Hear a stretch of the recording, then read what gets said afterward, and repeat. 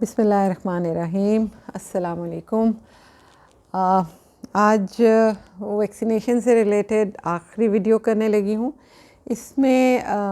एक जो उसका एक इम्पॉर्टेंट पार्ट रह गया था, अभी तक आपको जो मैंने बता दिया कि लगवाने क्यों ज़रूरी हैं, वैक्सीन्स कौन कौन से अवेलेबल हैं और वो किस किस ड्यूरेशन में आपने लगवाने हैं। कहीं कन्फ्यूजन हो तो आप अपने डॉक्टर से मालूम कर सकते हैं। और अब आखिरी जो है, जो क्वेश्चन बहुत फ्रीक्वेंटली पेरेंट्स करते हैं, जिसकी वजह से कई दफ़ा वैक्सीनेशन स्केड्यूल भी बच्चों का जो है वो काफ़ी मुतासर हो जाता है, तो उसके बारे में बात करेंगे कि क्या प्रिकॉशंस हैं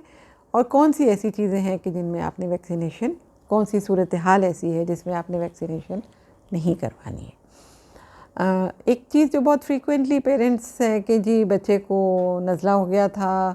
या वो ये कि एंटीबायोटिक ले रहा है तो फिर मैंने उसकी वैक्सीनेशन डिले कर दी। ये दोनों सूरत हाल ऐसी हैं जिसमें वैक्सीनेशन आप डिले नहीं करते। नॉट टॉकिंग अबाउट के एब्सोल्यूट कॉन्ट्राइंडिकेशंस क्या हैं कि जिसमें आपने वैक्सीनेशन बिल्कुल नहीं करवानी है। तो वो तो ये है कि अगर एक होता है एक सिवियर किस्म का रिएक्शन जिसको एनाफाइलैक्टिक रिएक्शन कहते हैं, कि अगर इस किस्म का रिएक्शन किसी भी एक वैक्सीन की डोज से है तो फिर आइंदा के लिए वो वाला वैक्सीन तो एब्सोल्युटली कॉन्ट्राइंडिकेटेड। उसके अलावा ये वो एब्सोल्यूट कॉन्ट्राइंडिकेशंस की हम बात कर रहे हैं कि जिसमें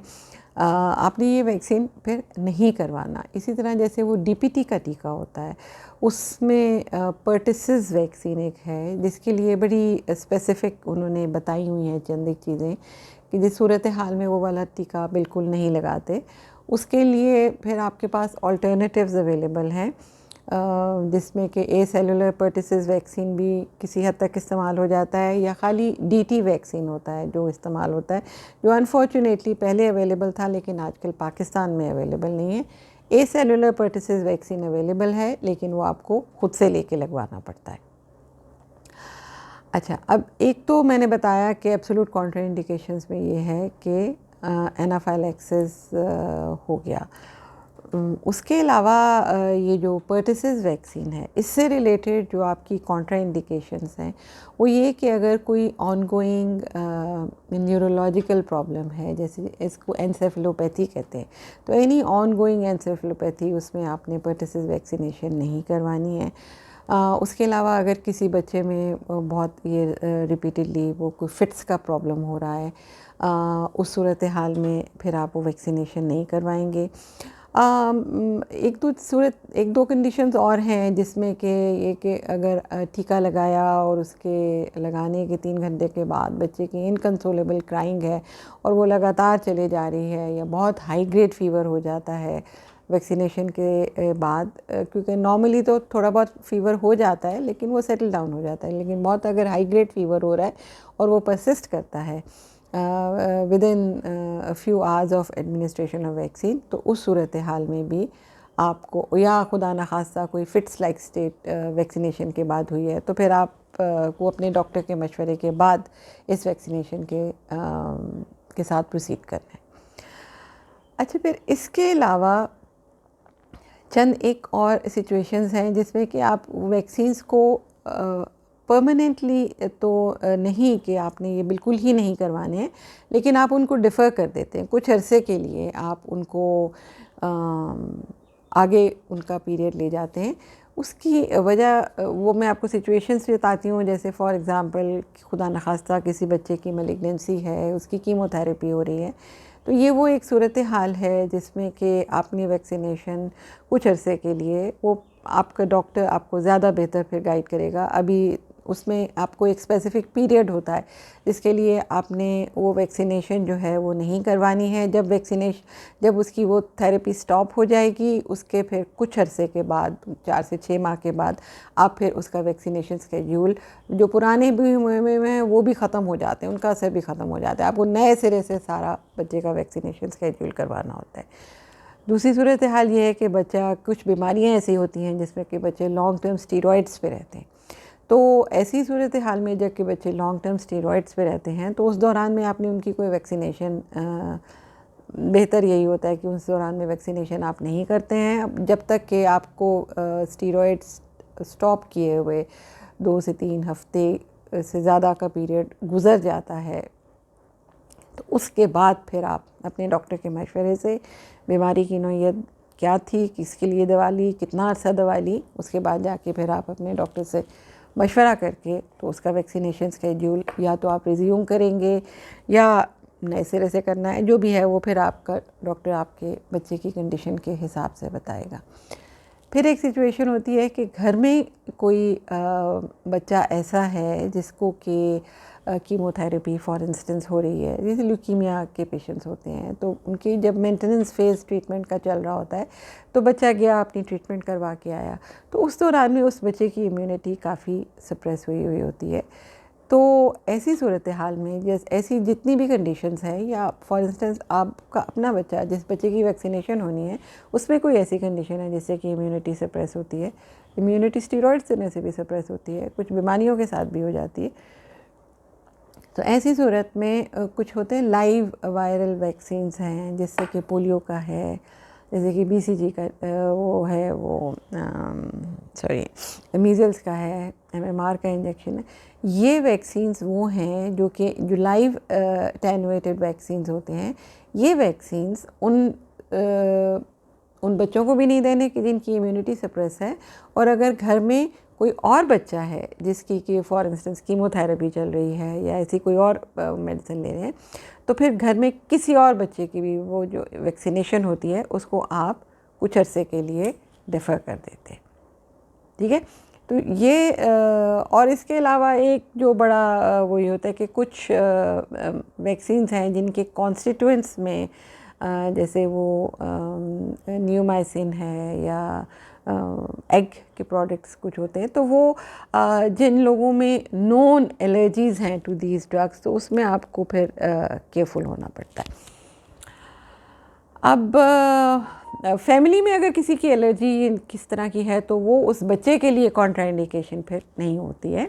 बहरहाल उसके बारे में भी आप अपने डॉक्टर से ज़रूर मशवरा कर लें, क्योंकि जब तक आप अपने जहन में पूरी तरह कन्विंस नहीं है कि हाँ जी ये वैक्सीनेशन सेफ़ है, वो आप एक कन्फ्यूजन का शिकार रहते हैं और उसके बाद वैक्सीनेशन भी ठीक से आप उसका स्केड्यूल फॉलो नहीं कर पाते। अब कौन सी कंडीशंस हैं कि जिनको आप परसीव करते हैं कि जी ये कॉन्ट्रा इंडिकेशंस हैं और आप अपने बच्चे की वैक्सीनेशन जो है वो उसको लेट कर देते हैं, जिसमें कि मैंने जैसे पहले बताया कि ये जो फ्लू है, हल्का फुल्का फ्लू जिसमें कि बुखार कभी होता है या अगर होता भी है तो बहुत लो ग्रेड फीवर है, that is not a contraindication to vaccination. हल्का फुल्का बुखार है तो कोई बात नहीं, बच्चे की वैक्सीनेशन जो है उसको आप अगर आपको बहुत परेशानी होती है तो आप उसको चलिए 4-5 दिन के लिए आप उसको थोड़ा लेट कर दीजिए, लेकिन वो इंडेफिनेटली नहीं कि अच्छा महीनों के हिसाब गुजर जाएंगे, आपको याद भी नहीं रहा, वो डेट भी गुजर गई, तो थोड़ा सा जैसे ही बच्चे की तबीयत बेहतर होती है तो आप जाके उसका वो वैक्सीनेशन का जो शॉट है वो आपने ज़रूर लगवाना है। उसके अलावा बहुत से पेरेंट्स को ये कन्फ्यूजन होता है कि जी बच्चा एंटीबायोटिक ले रहा है तो उसको वैक्सीनेशन नहीं करवानी है। एंटीबायोटिक्स का इस्तेमाल कोई वैक्सीन्स के लिए कॉन्ट्रा इंडिकेशन नहीं है। एंटीबायोटिक्स के साथ वैक्सीनेशन बहुत आसानी से की जा सकती है।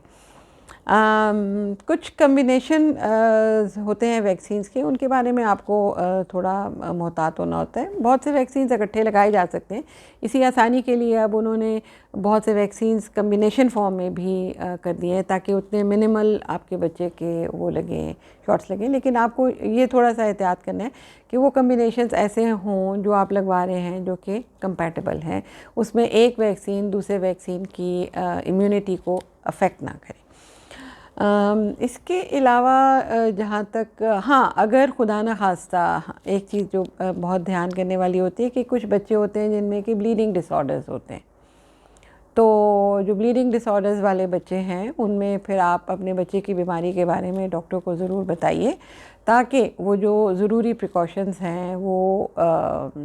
ले सकें, उसके बारे में जो भी वैक्सीनेशन से रिलेटेड प्रिकॉशंस हैं वो ले सकें। ब्लीडिंग डायथिसिस जो होती है उसमें वैक्सीनेशंस कॉन्ट्रा इंडिकेटेड नहीं है, लेकिन आपको उसके लिए एक प्रॉपर प्रोसीजर फॉलो करना होता है।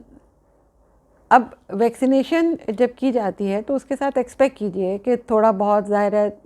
कभी कभार लोकल रिएक्शन हो जाता है। याद रखिए मैंने बताया था सेफ़ था, जो पॉइंट्स हैं वो एंट्रोलेटरल एस्पेक्ट ऑफ थाई है या ये अपर डेल्टॉइड मसल, बाजू का ये ऊपर वाला हिस्सा है। बस इंट्रामस्कुलर इंजेक्शंस यही सेफ साइड्स हैं जहाँ लगानी है। और जब वैक्सीन लग जाए तो उसको रब नहीं करना होता ज़ोर से, वो होता है वो लगते ही वो पेसिफाई करने के लिए कुछ, तो उसको फ़ौरन रब करना शुरू करते हैं। रब करने से वो फैल जाता है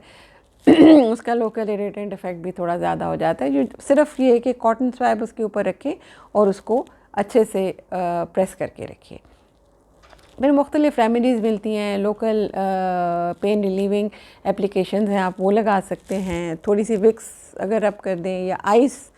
को थोड़े से कपड़े में लपेट के आप उस जगह पे रब कर दें तो वो जो लोकल रिएक्शंस हैं वो मिनिमाइज़ होते हैं। क्योंकि रेयरली अगर बच्चा बहुत हिल रहा है या कुछ सफाई में अगर कोई थोड़ी बहुत कमी बेशी हो गई है तो उससे ये होता है कि वो लोकली कभी कभी सेलुलाइटिस हो जाता है, स्वेलिंग हो जाती है, गिल्टी भी बन जाती है। तो उसके लिए बहुत इम्पॉर्टेंट है कि जब बच्चे को आपने वैक्सीनेशन के लिए लिटाया है तो उसको इमोबिलाइज़ बहुत अच्छे से करें। ज़्यादा जो छोटे बच्चे होते हैं उसमें तो बहुत बेहतर होता है कि माँ की गोद में ही उनको लगा लें, लेकिन अगर वो मदर घबराती है तो फिर आप लिटाएं, लिटा के बच्चे को करवट में लिटा के और अच्छी तरह से इमोबिलाइज़ करके तो फिर वैक्सीनेशन करवाइए। इसके अलावा कोई ऐसी सिचुएशन नहीं है कि जिसमें आप अननेसेसरीली वैक्सीन्स को डिले करें, क्योंकि याद रखिए मैंने आपको पहले भी बताया था कि कुछ वैक्सीन्स की आपको 2 डोज देनी है, किसी की 3 है, किसी की 4 है। तो अगर आप उनको प्रॉपर उसका इंटरवल को फॉलो नहीं करेंगे तो जो रिक्वायर्ड रिज़ल्ट है वैक्सीनेशन का वो आपकी शायद जो उसके रिक्वायर्ड बेनिफिट है उसके हिसाब से इम्यूनिटी उस तरह डेवलप ना हो। बीच में कई दफ़ा फिर ब्रेक थ्रू इन्फेक्शंस भी हो जाती हैं, तो उससे मतलब डिसअपॉइंट नहीं होना। ब्रेक थ्रू इन्फेक्शंस वैक्सीनेशन के साथ बिल्कुल एक्सपेक्टेड होती हैं। और जैसे मैंने शुरू में भी बताया था कि कोई भी वैक्सीन 100% प्रोटेक्शन नहीं देता। थोड़ा बहुत चांस कि हर वैक्सीन के साथ रह जाता है कि इन्फेक्शन हो सकती है, लेकिन उसकी सेवेरिटी भी कम होती है और उसकी कॉम्प्लिकेशंस भी बहुत कम होती हैं।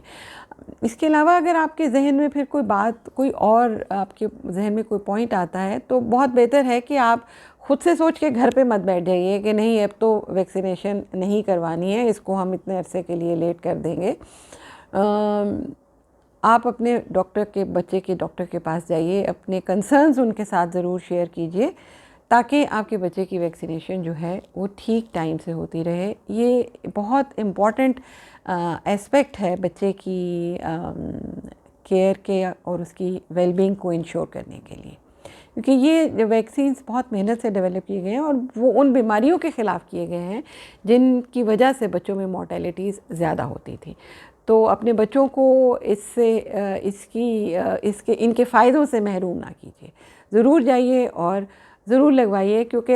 अनफॉर्चुनेटली आज के दौर में भी बहुत सी फैमिलीज़ में ऐसे लोग ज़रूर होते हैं जो कि वैक्सीनेशन से डिस्करेज करते तो